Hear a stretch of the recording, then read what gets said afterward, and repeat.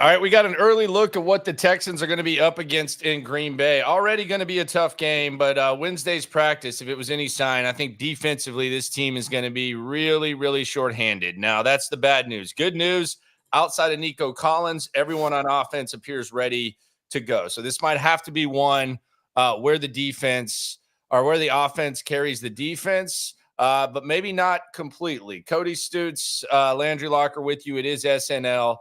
What was your biggest takeaway and what concerns you the most about the Texans heading into this game against Green Bay? Wednesday practice, but the clues are there. They're definitely not going to be full strength at defense. Uphill battle against a really good Green Bay team. Landry, I believe we're headed for a good old-fashioned Sunday shootout between the Packers and the Texans. I don't know the Texans. I don't know that the Texans are going to be able to slow down the Packers, and I don't know the Packers are going to be able to slow down the Texans. So this one feels like offense to me. Jordan Love doesn't get sacked a lot, but this is one of the best defensive lines that he's faced up to this point, and that defensive line's got to be excellent because you mentioned the injuries. It's going to be, probably backup linebackers and a backup cornerback in this matchup against Jordan Love, who's, second in the league in touchdowns. And D'Amico Ryans this week called him the best quarterback that they've played to this point, and they've played Josh Allen, who's an MVP candidate. Now, again, sometimes that's coach speak, but he's really good, and he's playing really good football right now, and this is a really good Packers team with a lot of options to throw the ball, and the NFL's fifth leading rusher there at running back. So that's a lot of the Packers positive. I don't like their defense. I mean, I understand they've got all these takeaways and Xavier McKinney, their big free agent signing, has got 5 interceptions, leads the NFL. I mean, CJ's given a few away this year, but he typically takes care of the ball. I feel like Sunday's setting up for a shootout because I don't believe in that front seven of the Packers, and I don't believe that the Texans' back seven are going to be able to handle the Packers. Yeah, you're talking about the shootout. I don't know if I feel as confident if it's going to be a shootout. I look at this in a number of ways when it comes to the Texans. Number one, I wonder if this is the game where we see the D-line kind of carry the team. And we kind of saw clues of it last week. But the D-line right now for the Texans, it's as good of a job as Nick Caserio has done of putting together something in the offseason that was an area of concern. It was even an area of concern heading into camp. And I know that it's early, but between trading for Will Anderson last year, making him kind of a cornerstone, signing Danielle Hunter, and then bringing in all these other guys, the Fatakasis, the Edwards, the Settles, the Nico Autrys. I think that the best work that Nick Caserio has done this offseason was assembling the D-line to the point where I think heading into the draft, I don't know. I don't like to speak for everyone.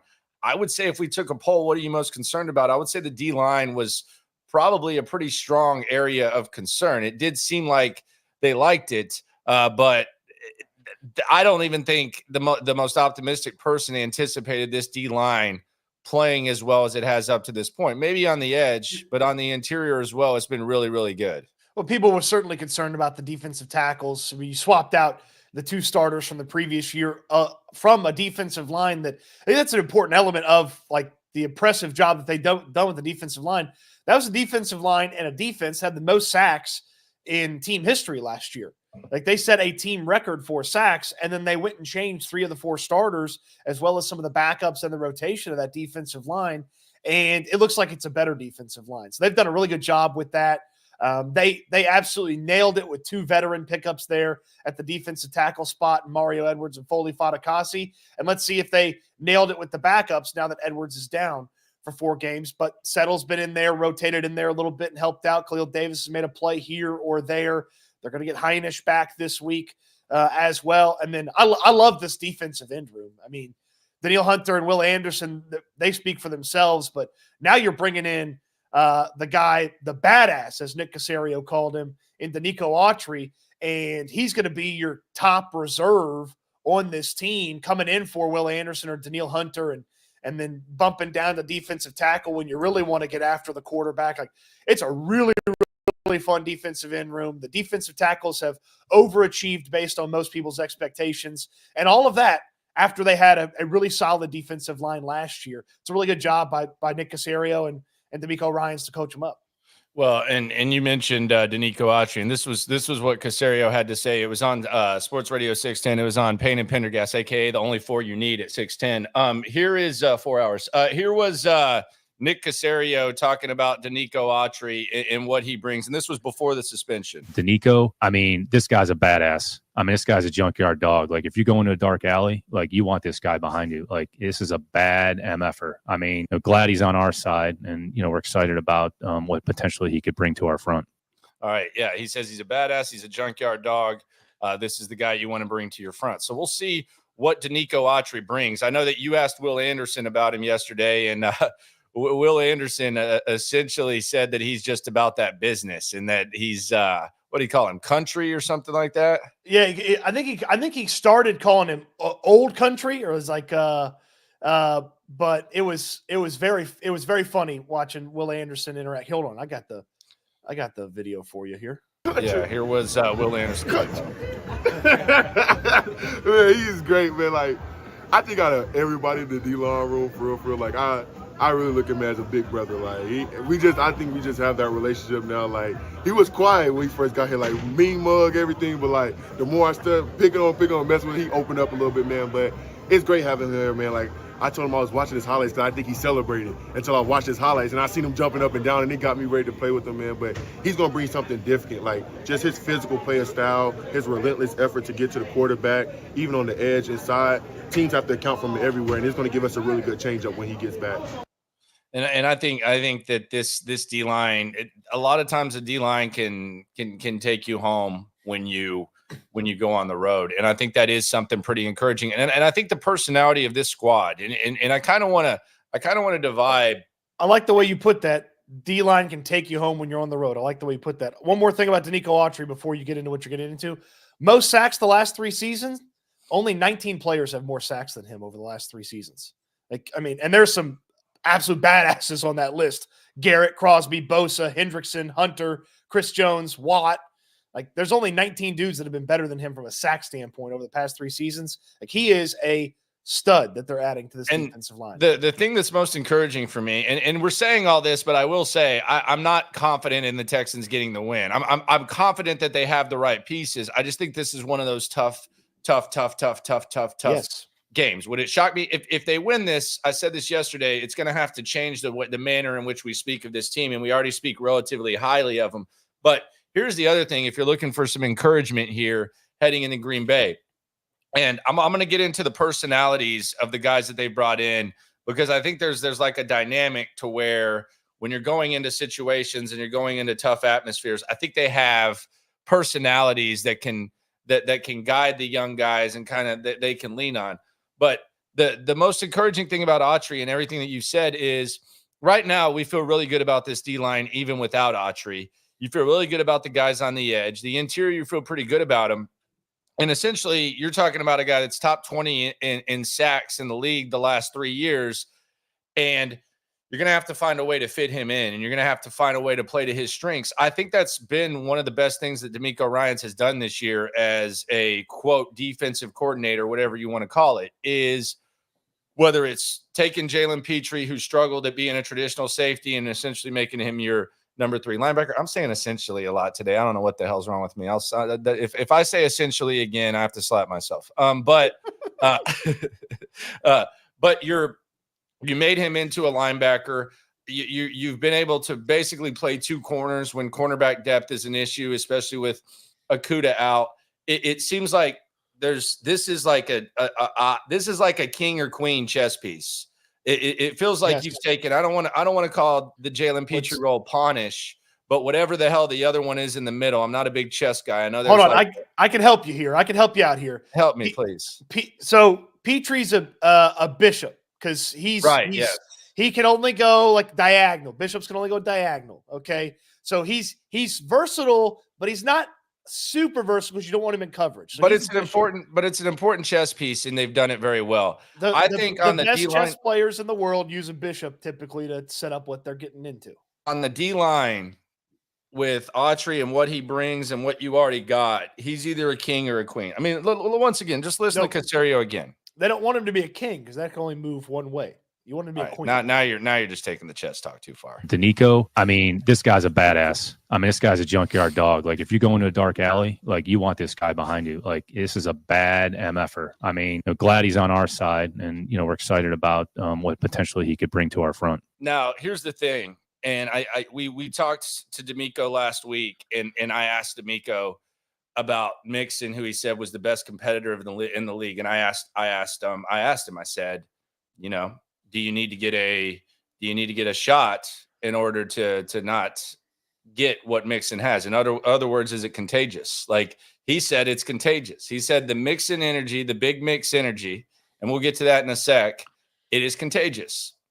If what Nick Caserio said to Nico Autry has is contagious, being a badass, a junkyard dog, a guy you want to take with you in an alley, then that's the mindset you need when half your defense is hurt and you're going to Green Bay. That's the mindset you need. So maybe it would take some time for that to be the case, but I think what Nick Caserio says that he brings, I think it's contagious. And I also think with the way that things have kind of lined out, where you're 5-1, and this is almost like an acquisition. Like, it's almost like they made a trade. Like, we see all these trades, but the guy hasn't been on the field yet.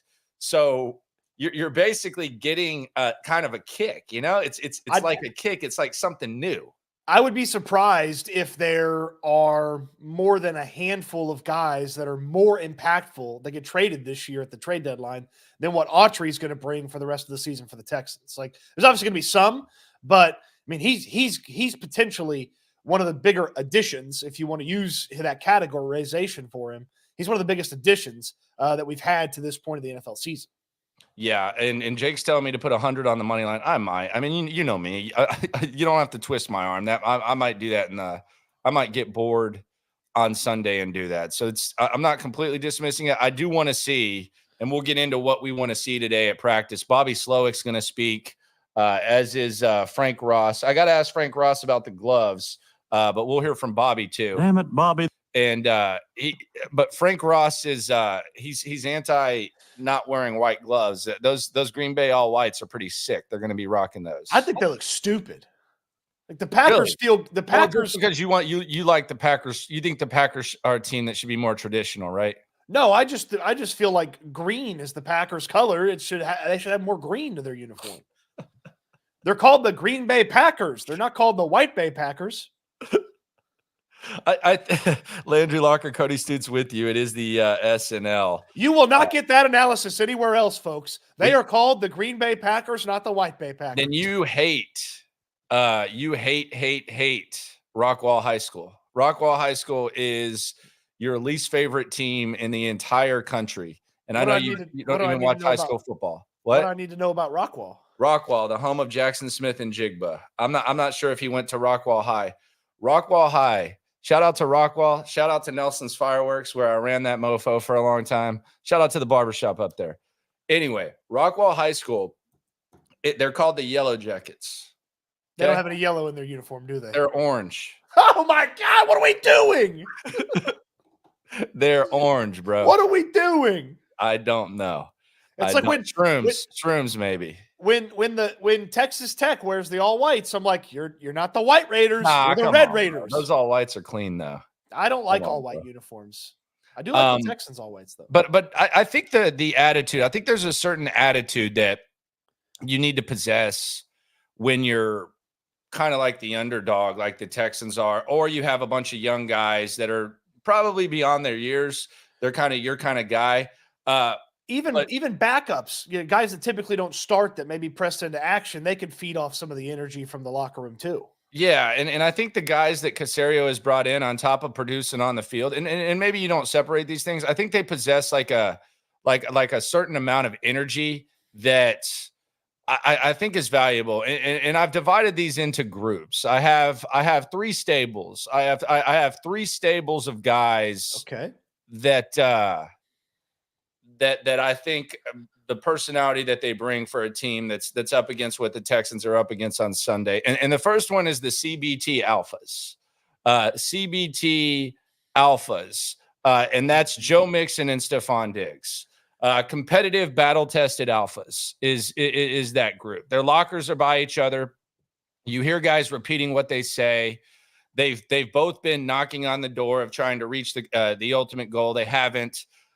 Their teams, despite all their blood, sweat, and tears, for different reasons, kind of turned their backs on them and didn't want them.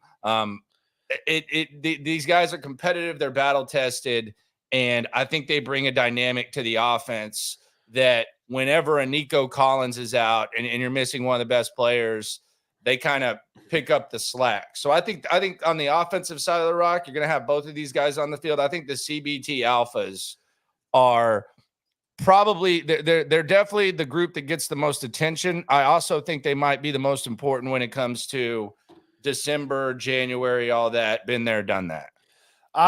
These two, just to me, personify intense confidence. Mixon's answer to you last week when you asked about, holding it down for Nico Collins, and he's like, I'm gonna hold it down every game, Nico Collins or no Nico Collins.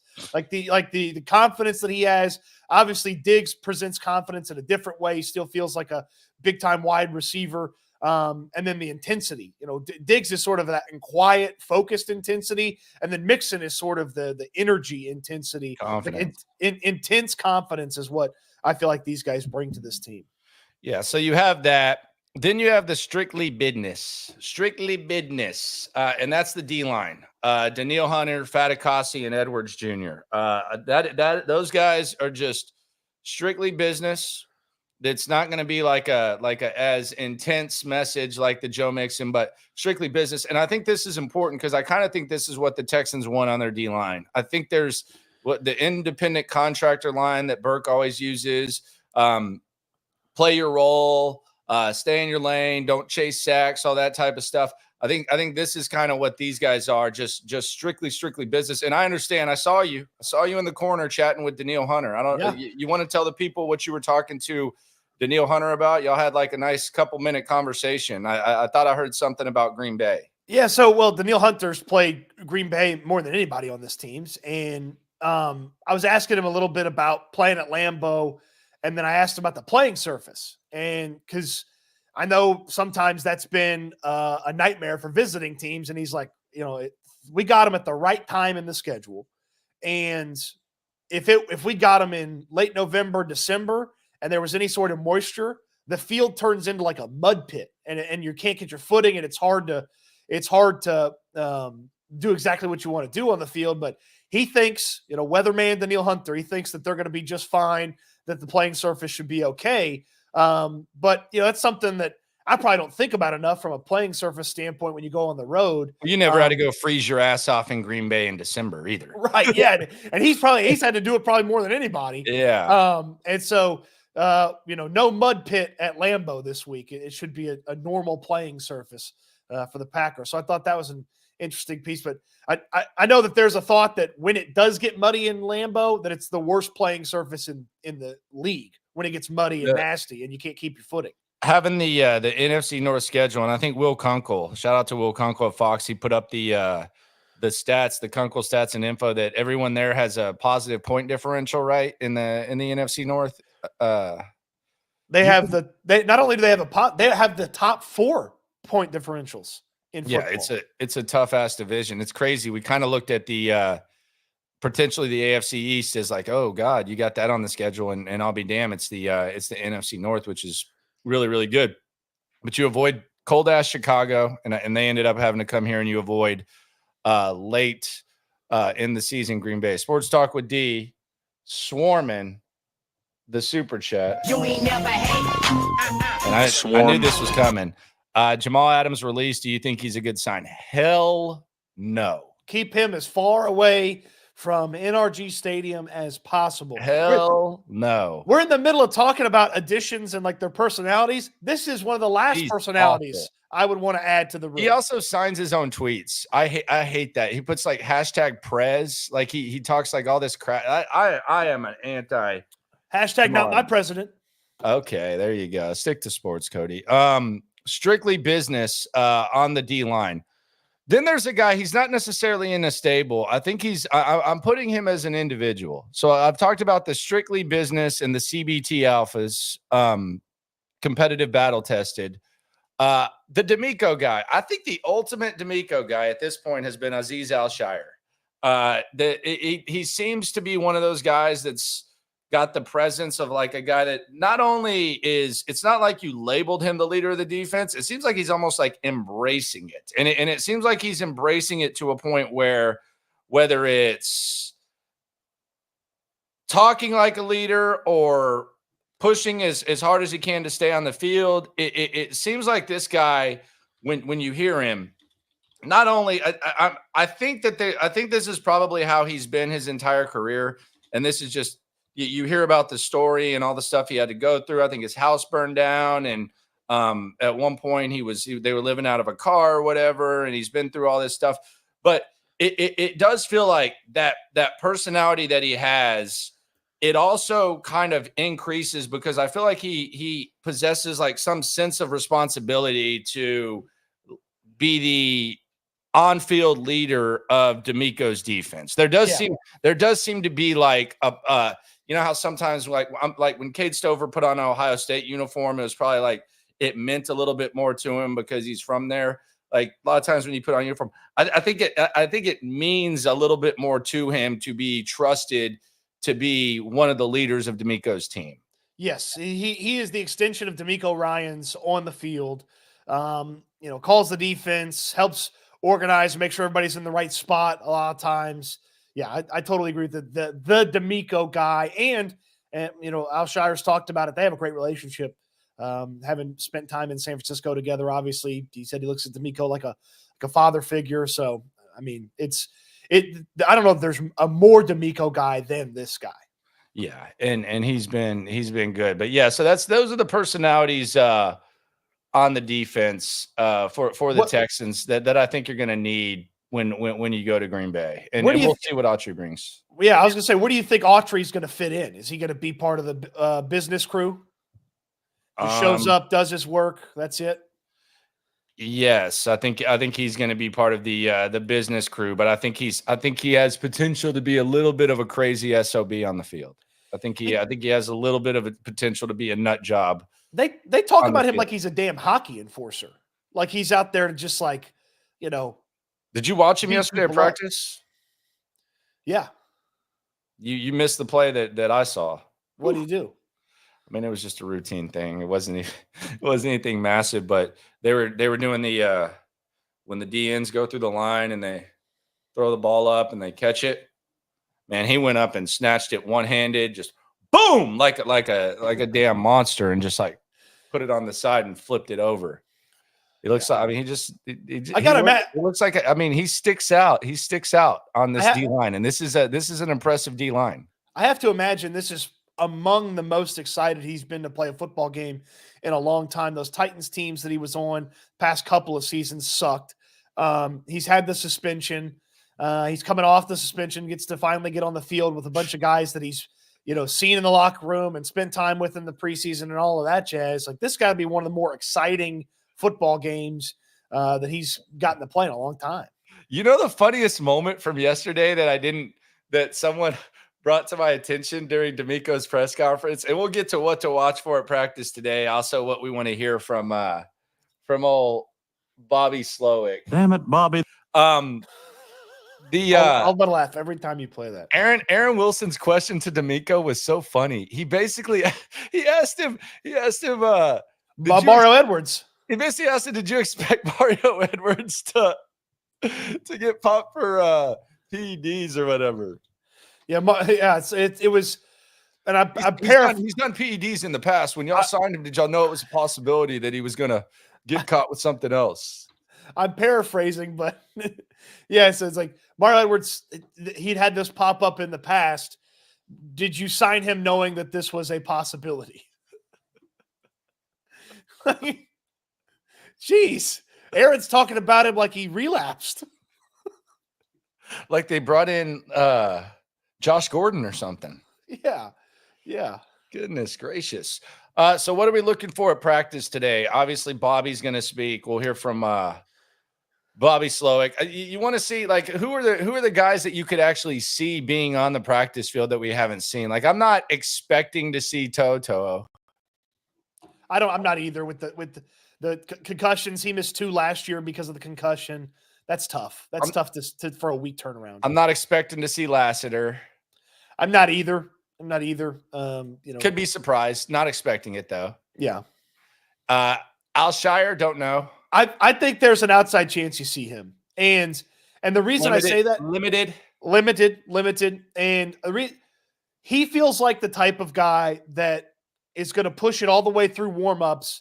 And then D'Amico Ryans will have to have like a hard conversation with him, or they'll have to have like a really tough assessment of what he is potentially able to do in the game. But if he's even close to going, he's going to try to go. So I think there's an outside chance he's on the field today. Yeah, and then you have Fatukasi. I don't know that Fatukasi is someone to really be too concerned about. Well, you never know though. Head of the Jaguars, he had the shoulder thing, and he did not practice on Wednesday, but then he practiced rest of the week and played. So I'm not super worried about him. Jimmy Ward, no, I don't think so. Wouldn't bet on that. I think that'll be a little while. That's kind of expected. And then you're basically full. Robert Woods. It's a foot, man. He was walking though yesterday. He was walking, and he was geared up, but he was at practice, not practicing, but he had his stuff on. So that tells me it's pretty close. I would think he's there because he has a chance to play, and he's at least watching and observe, the old mental reps, getting the mental reps. So we'll let you know. We got you covered. Tomorrow's episode will be at 4:00 because we will react to the final injury report. We will have some closure on what the Texans will look like. Marcus brings up that today was the 2-year anniversary of Jack Easterby getting let go. Tell the hilarious story. All y'all got to tell. Nah, we don't need to worry about that. But basically, he invited a bunch of people to a dinner. I went to the dinner. There was 10 people there, and I basically just called him out on all his BS and made fun of him for some of the hilarious lies he told. He said some crazy things. You know what, Marcus? If you want that whole story, you have to catch us at one of the S&L lives that we're going to put together. Yeah, we can do that. I've told it many a times, but some of the stuff he said, I called him on it. On the air, off the air, all that. People in that building still thank me to this day for that. And it's not just one person. Like, they thank me for kind of calling out what Easterby was doing. The one of the many things that he did say though is he said that he's sitting there at the end and he's like sitting at the table and he's like, not one player has ever called me out publicly. And I go, Andre Johnson did, and he doesn't even say anything. And then he like kind of starts like gaslighting about it. And I was like, you asked for the guy. That's a guy who never talks. And then he basically said that he tried to help Andre Johnson learn how to be a general manager and that he was hurt by that. And I was like, okay, well, now you're just saying something completely different that I doubt is true, but you asked for one player. That was the one player. He also was very obsessed with game pants, and that's why that equipment guy got fired. That was where I was really clowning him. But yeah, that equipment guy who everybody after the Vikings game got a game ball from Kevin O'Connell because he's the equipment guy for the Vikings now. Right. And he got and Easterby basically backstabbed him and all that stuff to POS. It was basic. Shocker. I mean, it was crazy. I made him very, very, very uncomfortable. I think he thought he was just gonna come in there and do it. There was people that worked for the Texans that were laughing at it. I think he just thought there were people there that were just not saying anything. They were trying to chat with him, and I was like, what is this? Like, what are we doing? I offered to pay my own check. I said, I don't want your blood money, Jack Easterby. What I said, I don't want blood money. And they're like, no, it's fine. It was I was like, okay. And then I yeah. Oh, he was very, very embarrassed. This is one of my favorite. But the weird thing was he was trying to talk crap about the McNairs that weren't there with Texan staffers there and basically like play telephone tag against him. It was really weird. It's really sociopathic. That's one of my favorite things that Landry will do is tell me a story. He's like, we don't need to get in that story. And then he tells you enough of the story that you got to hear the whole story one day. Yeah. God, Jack Easterby was a piece of crap, man. What an absolute piece of crap. There's a lot of people like that, that kind of linger around and fake and try to act like holier than thou. But that guy took the cake. He was up there. When does Aggie basketball tip off again? Yeah, he's in the mix there. Yep. But yeah, we got through that. No, there's much more to the story, Space Age, than that. I've told it on the channel. Just type in Easterby. It was long. And now we have the era of good vibes post him. Yes, we do. Nico Ryans and Nick Caserio. Does it feel like it was 2 years ago, or does it feel like it was longer ago? Landry, the last 5 years feel like a decade of Texans football. Like sitting through Nick David. Caserio's been here 4 years, dude.